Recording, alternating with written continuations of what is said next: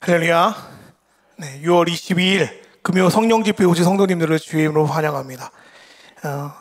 요즘에 그 러시아에서 월드컵이 한참입니다. 우리나라 선수도 이미 한 경기를 치렀습니다. 여러분 다 보셨습니까? 네. 그런데 이번에 두 번째 경기가 주일날 0시에 있다고 제가 본 것 같아요. 그래서 멕시코전은 그냥 자야 될 것 같습니다. 여러분, 대부분의 그 국가 간의 어떤 운동 경기가 국민들의 관심에 집중되지만 특별히 축구가 가장 큰 관심을 보이는 것 같습니다. 왜 그럴 것 같습니까? 제가 생각해 보니까 첫 번째로 축구는 전 세계 대부분의 사람들이 축구를 합니다. 뭐 야구나 농구는 솔직히 전 세계를 볼 때 하는 나라보다 안 하는 나라들, 관심 없는 나라들이 더 많습니다. 그런데 축구는 거의 대부분의 세계 사람들이, 축구 경기에 사람들이 민감해지는 것 같습니다. 특별히 우리 한국 사람들에게 축구는 뭔가 전쟁과도 같습니다. 선수들은 전쟁이 임하는 각오로 임하고, 국민들은 선수들이 축구 경기를 한다라는 의미보다는 싸운다라는 의미로 축구 경기를 지켜보는 것 같습니다. 그리고 한국인들에게 축구를 이기고 지는 것은 마치 전쟁에서 승리하고 패배하는 일과 같습니다. 특별히 저도 그렇고 여러분도 그렇고 2002년에 그 월드컵 4강의 영광을 기억하시는 분들은 또다시 우리나라 한국 축구를 통해서 그때의 환희와 그때의 영광과 그때의 기쁨을 다시 한번 누리고 싶은 기대와 욕망이라 할까요? 기대와 꿈들이 있는 것 같습니다. 그런데 여러분, 축구 성적을 보면 알다시피 축구 성적이 해가 갈수록 떨어지고 있습니다.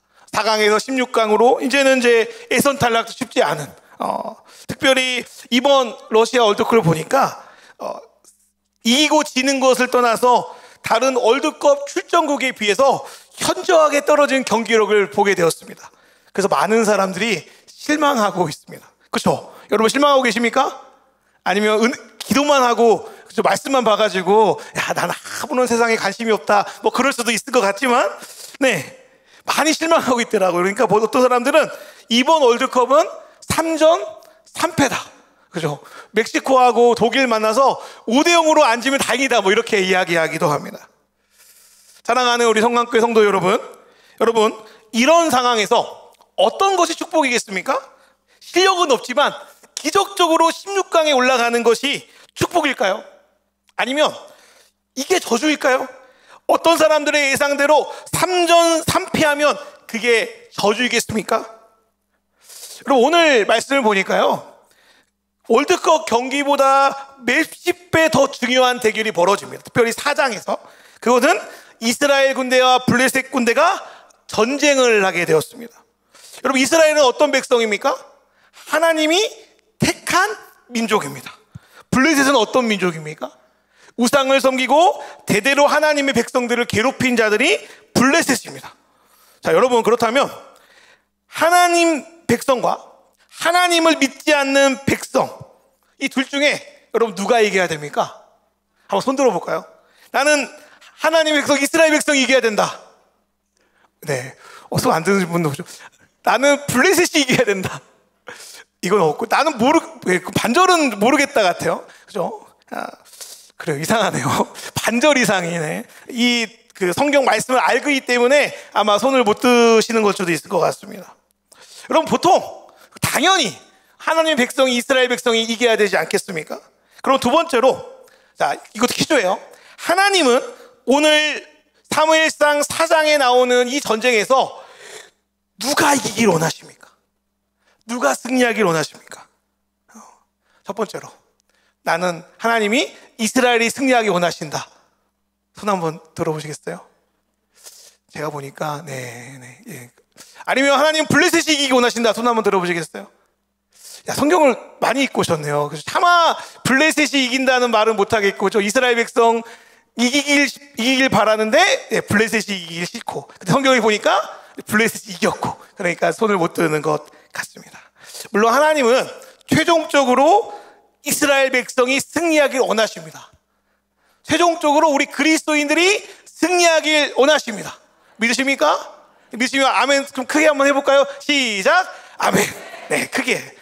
아멘 해주셔서 감사합니다. 그런데 이스라엘 백성이 곧 치르게 되는 이 전쟁에서 승리하는 것이 하나님이 원하시는 거라고 말할 수 없습니다.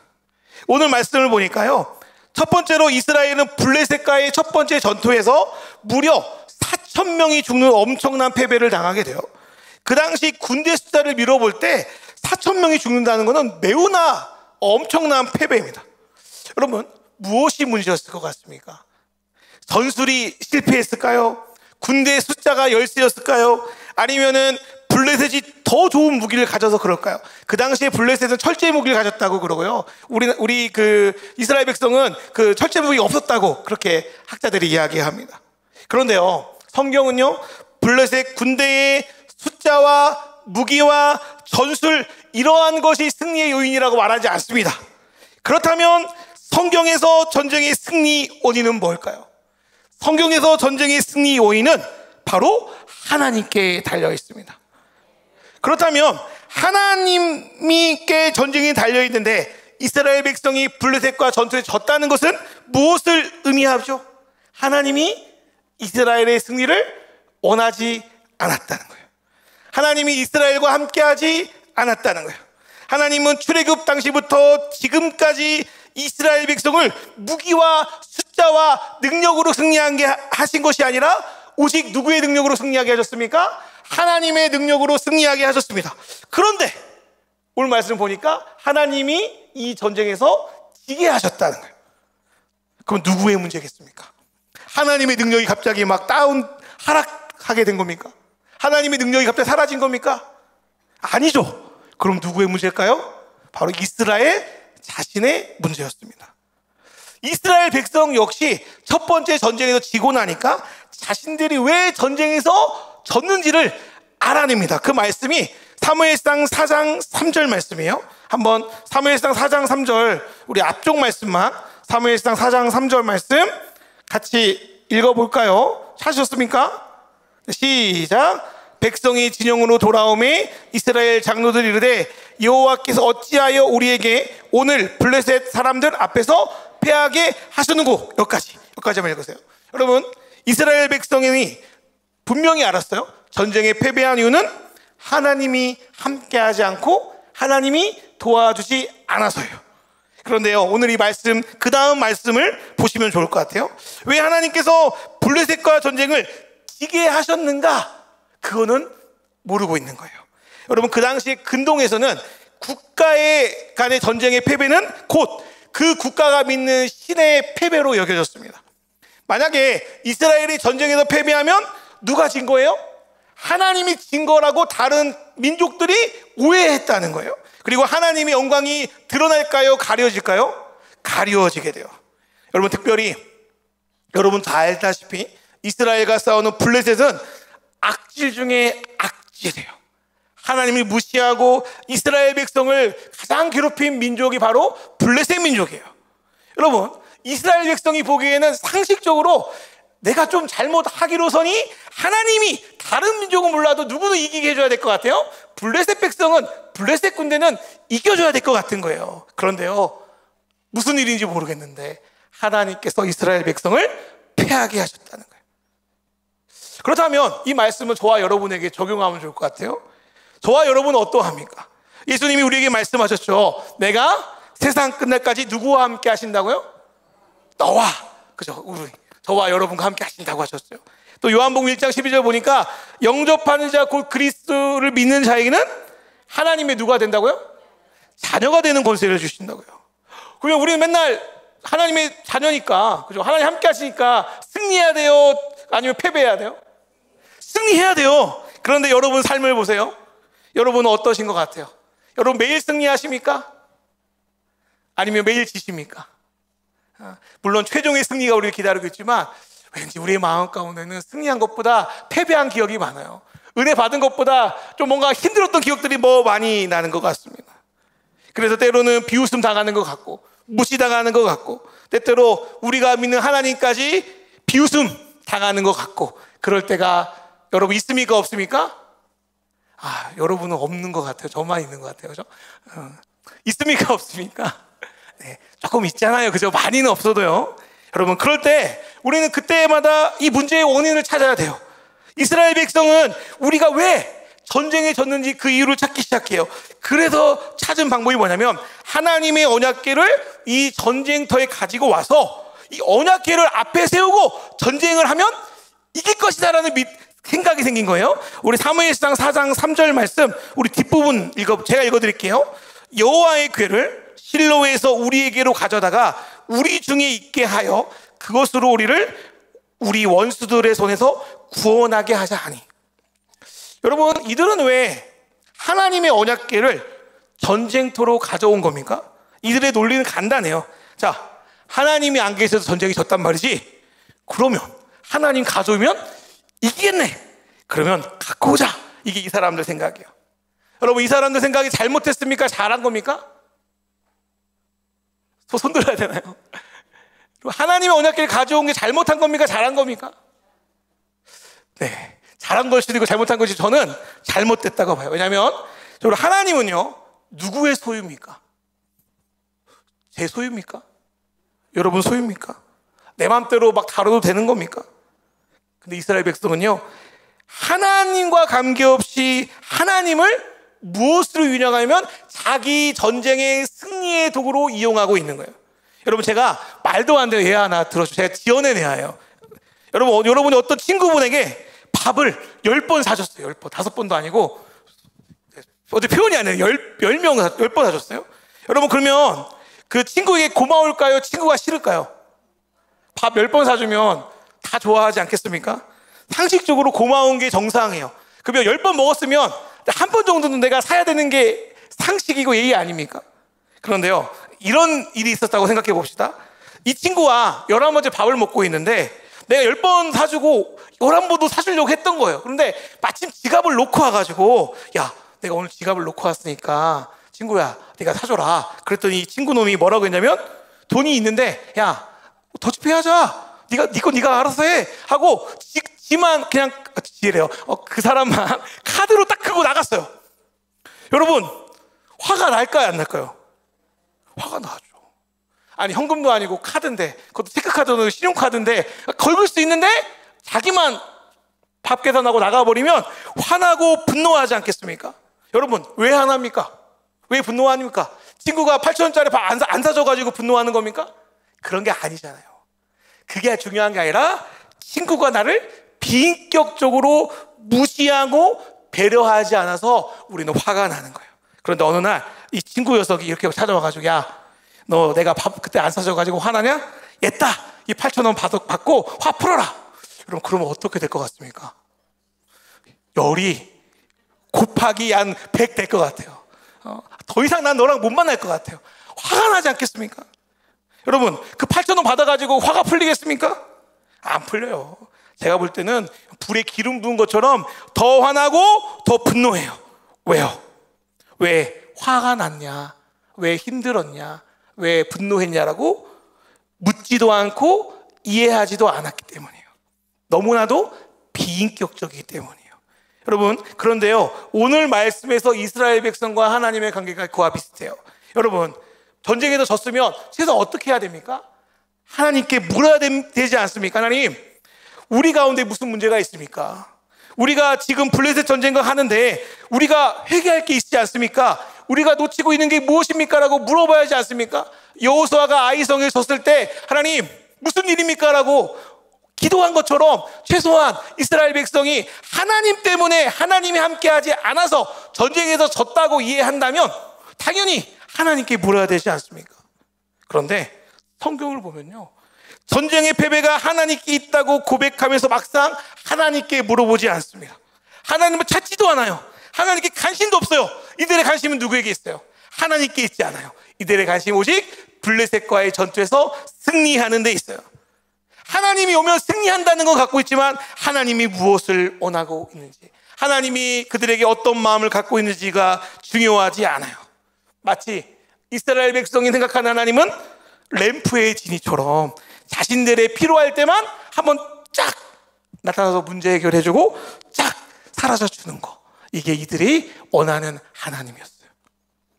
그래서 이스라엘 백성은 하나님께 묻지도 않고 기도하지도 않고 실로에 있는 하나님의 언약궤를 함부로 전쟁터로 갖고 옵니다. 하나님의 언약궤는 하나님의 임재의 상징입니다. 그렇죠? 언약궤는 우리 목사님 배우시지만 거의 이스라엘 백성이 하나님이 있는, 거의 하나님과 거의 동급처럼 여겨지는 거였던 거예요.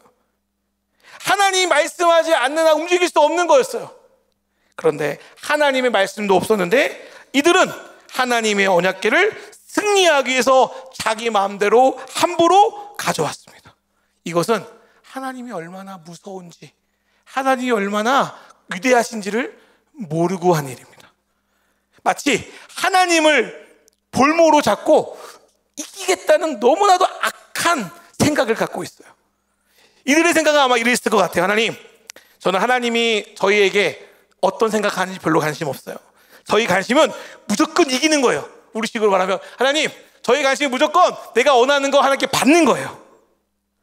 그러면 이 전쟁을 지게 하시면 어떻게 합니까? 성경에 보니까 하나님 언약궤에서 만나주신다면서요. 그러면 저희가 이 언약궤를 우리 전쟁터로 가져가면 설마 하나님이 언약궤를 가져왔는데 지게 하시겠습니까? 여러분, 하나님을 협박하고 있는 거예요. 하나님을 믿는다 하면서 하나님 마음을 생각하지도 않고 하나님을 자신의 유익과 상황에 따라서 이용하는 신앙, 이게 이스라엘 백성들이 가졌던 신앙이었다는 거예요. 여러분, 이러한 신앙이 하나님을 제대로 믿는 신앙이겠습니까? 여러분, 이것은요, 성경에 말한 것처럼 이방신들을 믿는 신앙과 비슷합니다. 문제가 없을 때는 아무것도 안 하고 있다가 문제가 생기면 무당집 가가지고 도움 청하는 그런 신앙을 여러분 하나님께 적용하시면 될까요? 안 될까요? 안 됩니다. 사랑하는 여러분, 하나님은 우리가 틱 누르면 틱 나오는 자동 자판기가 아니에요. 기가 아니잖아요. 하나님은 전능하신 분입니다. 하나님은 우리가 함부로 무시할 분이 아니십니다. 하나님은 우리 마음대로, 우리 생각대로 마음대로 조정하는 분이 아니라는 말이에요. 하나님은 인격 있으세요. 하나님은 인격으로 우리와 대화하기를 원하시고요, 우리에게 마음을 나누기를 원하시고요, 우리가 이제 그리스도인으로 예수 그리스도를 닮아가기를 원하십니다. 그래서 기독교에서는 무엇보다도 하나님과의 관계가 중요하고 하나님을 아는 것이 중요하고 하나님의 뜻, 하나님의 마음을 아는 것이 중요합니다. 여러분, 이 부분은 기독교와 다른 종교의 아주 결정적인 차이입니다. 여러분, 우리의 기도는요, 예수님이 말씀하신 것처럼 이방인의 기도와 달라야 합니다. 그리스도인들이 기도하는 것은 하나님을 내 맘대로 움직이기 위해서가 아니에요. 컨트롤하기 위해서가 아니에요. 물론 내가 필요하고 내가 원하는 것은 구해야겠지만 내가 구한 것보다 하나님께서 더 옳고 더 좋은 길로 인도함을 믿고 구하는 게 기독교의 기도인 줄 믿습니다. 내 뜻대로 되는 것을 구하는 것이 아니라 하나님 뜻대로, 아버지 뜻대로 구하는 것이 바로 그리스도인의 기도입니다. 하나님의 뜻에 살기 원해서 기도하는 게 그리스도인들의 기도입니다. 또 기도 응답이 늦더라도, 여전히 내 삶의 문제가 달라지지 않는 것 같더라도 이 문제까지 하나님의 자비하심과 선하심에 맡기고 순종하며 나아가는 것, 그게 우리의 기도 아닙니까? 누구를 믿게? 눈에 보이는 상황을 믿는 것이 아니라 보이지 않지만 전능하신 하나님을 믿기에 믿음으로 나아가는 것, 그게 바로 기독교의 기도인 줄 믿습니다. 그런데요, 지금 오늘 성경에 보니까 이스라엘 백성의 상태는 하나님과의 관계가 완전히 깨어졌어요. 그런데요, 그 당시 가장 믿음이 좋아야 되는 영적 지도자였던 엘리 제사장은 영적인 눈이 멀었다고 성경에 써 있어요. 엘리의 아들들은 하나님 앞에서 큰 죄악을 저지르는 걸 두려워하지 않아요. 여러분, 지도자들이 그러하는데 하물며 이스라엘 백성은 어떠할까요? 이들은 전쟁에서 패배했으며 하나님께 엎드려야 됐어요. 하나님께 기도해야 됐어요. 하나님께 회개해야 됐어요. 하나님과 무너진 관계를 회복해야 했습니다. 왜냐고요? 전쟁은 누구에게 속했다고요? 하나님께 속했다고요. 사랑하는 우리 성도 여러분, 여러분 왜 힘들어 하십니까? 왜 어려워하십니까? 왜 시험에 들었다고 합니까? 돈이 없어서 그럴까요? 사업이 안 돼서 그럴까요? 자녀가 속을 썩여서 그럴까요? 어떤 사람이 나를 괴롭혀서 그럴까요? 물론 그런 문제들은 우리를 힘들게 합니다. 그런데 본질적으로 이 문제 때문에 힘든 게 아니더라고요. 생각해 보니까 청년들을 하지만 취업이 안 되고 결혼하기 힘들어요. 그런데 본질적으로 그 문제 때문에 힘든 게 아니에요. 본질적으로 힘든 건 뭐냐면 하나님과 관계가 무너졌기 때문에 힘들어요. 그러려면 어떻게 해야 돼요? 하나님과의 관계를 회복해야 돼요. 그런데요, 이스라엘 백성들은 어떻게 합니까? 하나님과의 관계를 회복하기는커녕 하나님을 이용해가지고 전쟁에서 승리만 하려고 하는 거예요. 여러분, 이 전쟁에서 승리하면 어떻게 될까요? 어떻게 될까요? 교만해지고 자만해져서 계속 잘못된 방향으로 갈 거예요. 우리나라가요, 지금 숙구의 수준이 이런데 정말 너무너무너무 운이 좋아가지고 다시 4강에 들었으면 기쁘겠죠. 그런데요, 그게 오히려 축복이 아니라 저주일 수도 있습니다. 더 이상 하나님께서 축구가 발전되지 못하는 것처럼. 여러분, 하나님 입장에서는요, 이 전쟁을 승리하게 만들면 이스라엘 백성이 어떻게 되는 거예요? 더 타락하고 더 무너지는 거예요. 그래서 눈물을 머금고 이 전쟁을 승리하게 하지 않는다고 믿습니다. 사랑하는 성강교회 여러분, 오늘 이 말씀의 일이 어떻게 되는지 한번 살펴보겠습니다. 여러분, 이스라엘 백성들이 처음에 언약궤를 가져오니까 이스라엘 군대의 사기는 성경에 보니까 그 사기의 함성이 땅을 울릴 정도로 엄청나게 올라갔다고 사무엘상 4장 5절에 써 있고요. 블레셋 군대는요, 하나님의 언약궤가 들어왔다는 소식을 듣고 절망합니다. 야, 그 강력한 애굽을 물리치시 신이 왔는데 우리는 이제 끝났다. 우리는 이제 죽은 목숨이다. 야, 죽을 때 죽더라도 항복해가지고 이스라엘 노예가 되지 말고, 야, 대장부처럼, 야, 싸움이나 열심히 하다 죽자. 그게 바로 이들의 생각이었어요. 여러분, 여기까지만 보면요, 백전백승 이스라엘 백성의 승리예요. 왜냐하면 전쟁에 보니까요, 아무리 전략이 좋고 아무리 장비가 좋아도 사기가 떨어진 군대는 절대로 이길 수 없습니다. 보급이 끊어진 군대는 이길 수 없어요. 여러분, 사기가 떨어진 군대는 삼국지의 유명한 군사 제갈공명이 와도 절대로 이기지 못합니다. 사기가 올라간 이스라엘, 사기가 바닥인 블레셋. 여러분, 인간적으로 상식적으로 보면요, 이 전쟁은요, 이스라엘의 승리일 수밖에 없어요. 여러분, 축구로 말하면 페널티킥을 10개 얻어낸 거예요. 여러분, 페널티킥을 10개 얻어냈어요. 우리가 독일과 싸우면 이길까요, 질까요?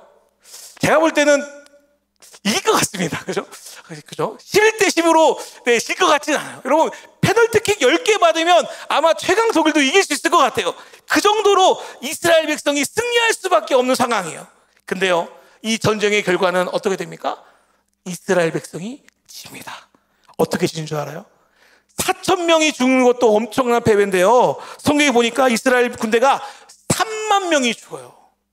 더 이상 군대가 있는 거예요, 없는 거예요? 없는 거예요. 여러분, 나중에 그 사무엘 보면은 에베네셀에서 금식하고 기도하잖아요. 블레셋 쳐들어올 때 아무런 군대가 없는 거예요. 그러니까 이때 다 죽어가지고 에베네셀에서는 이 블레셋을 막을 군대가 하나도 없는 거예요. 그 정도로 완전 무너져 버렸어요. 완전 끝나버렸어요.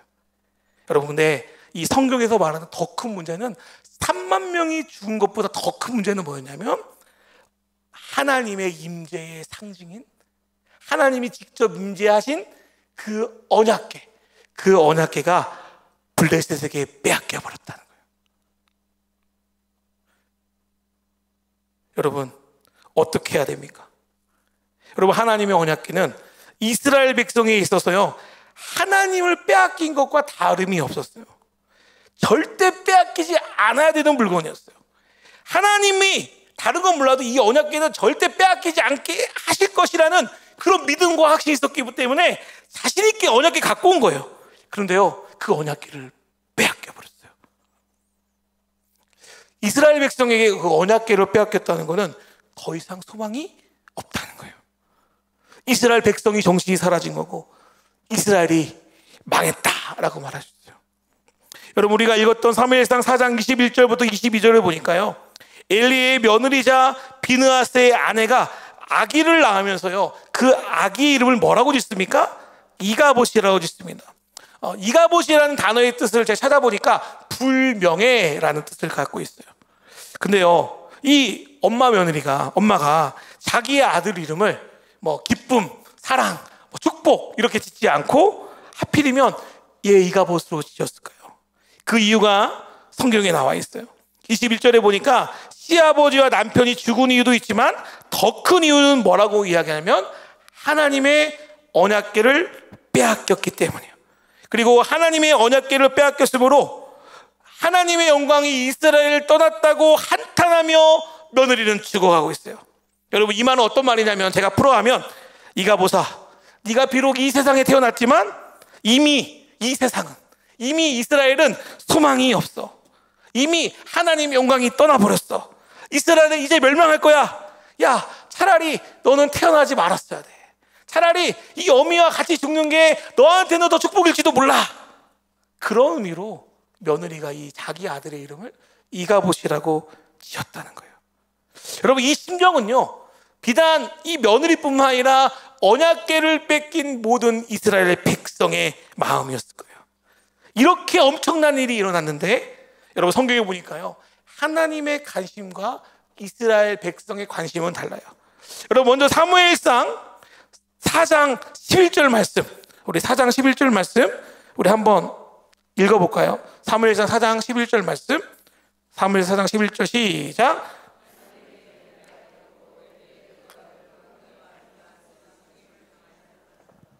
이 말씀을 보면요, 이 전쟁의 결과를 두 가지로 설명해요. 한 가지는 하나님의 언약궤를 빼앗긴 거고, 한 가지는 3만 명의 죽음 속에서 특별히 홈니와 비느하스의 죽음을 포함한 엘리 가문의 심판에 대해서 말씀하고 있어요. 그런데 이스라엘이 망했다라고 할 정도로 큰 사건이었던 언약궤에 빼앗긴 사건들은 여기서 이 본문에서는 별로 말씀하지 않으시고, 엘리 가문이 말하는 내용은 11절부터 22절까지 무려 10절에 걸쳐서 아주 길게 말씀하고 계셔요.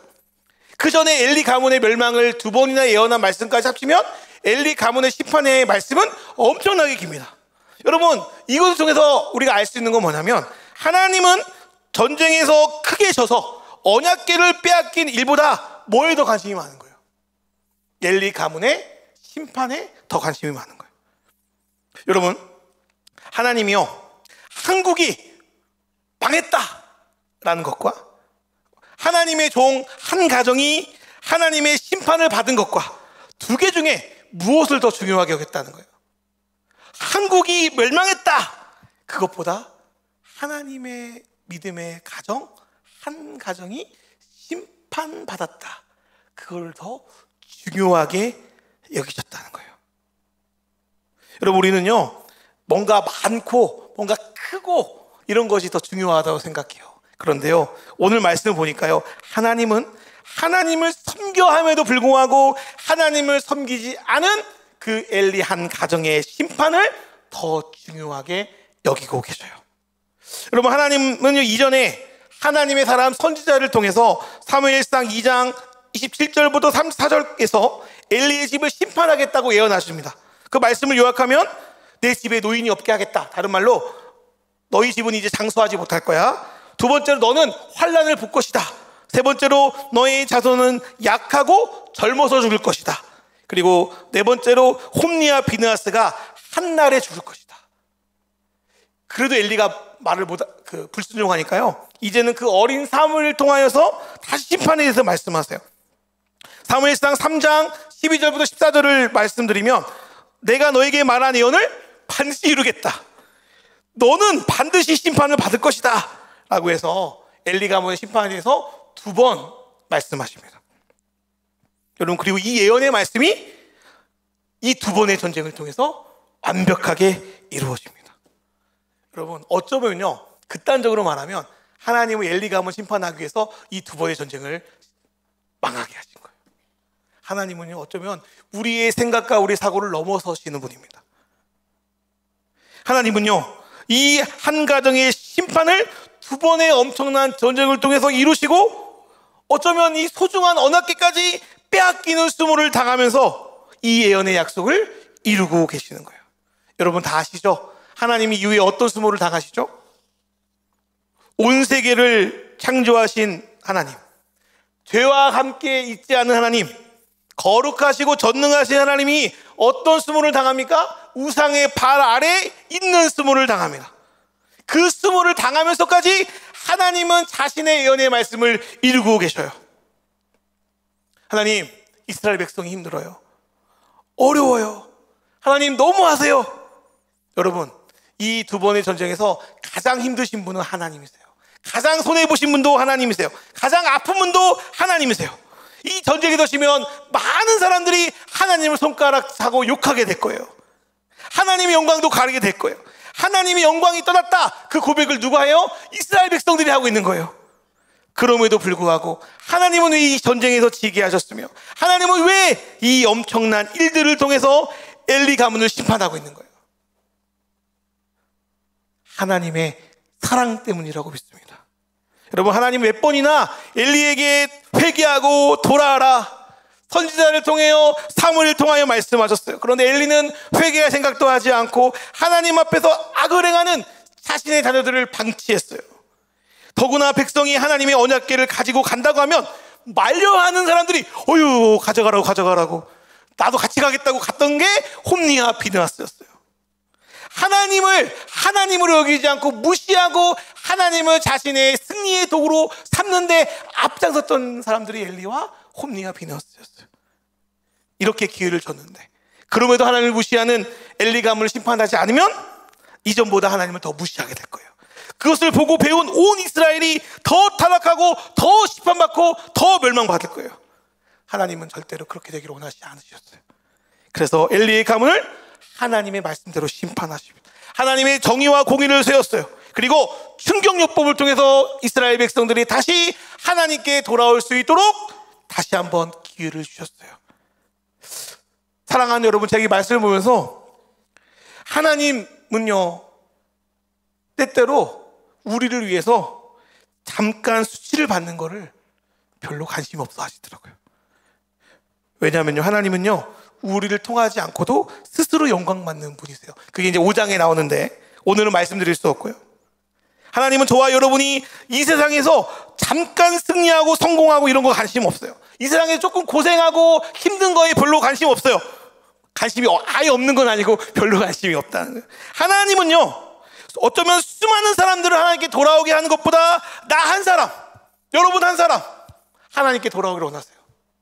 여러분 한 가정 하나님께서 돌아오기를, 여러분 한 가문 하나님께서 돌아오기를 원하세요. 하나님은요, 그 한 사람을 통하여서 구원을 이루셨어요. 노아가 그랬고요, 아브라함이 그랬고요, 요셉이 그랬고요, 이후에 나오는 사무엘이 그래요. 한 사람 엘리를 통하여서 이스라엘이 심판을 받았다면 한 사람 사무엘을 통해서 이스라엘이 구원을 받는 거예요.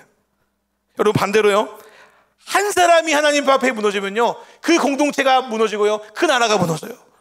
아간이 그랬습니다. 여로보암이 그랬습니다. 그리고 오늘 말씀에 나오는 엘리 제사장이 그러합니다. 그렇다면 이 말씀 앞에 저와 여러분은 어떻게 해야 됩니까? 야, 어느 권사님이 문제가 있구나, 어느 집사님이 문제가 있구나, 어느 누가 문제가 있구나, 여러분 이런 게 중요하지 않아요. 하나님 앞에서 나 한 사람이 어떻게 살고 있는가, 하나님 앞에서 내 한 가정이 어떻게 서 있는가, 이게 더 중요한 줄 믿습니다. 예수님 이렇게 말씀하셨잖아요. 야, 너희들 다른 사람의 눈에 있는 티를 보고 뭐라고 하지 말고 네 눈 속에 있는 뭐를 빼라고요? 들보를 빼라고요. 만약에 엘리 제사장 한 사람이 하나님 앞에 제대로 서 있다면 이 전쟁은 이렇게 무너졌을까요? 저는 그렇지 않다고 생각합니다. 예레미야 5장 1절에 보니까 이런 말씀이 있어요.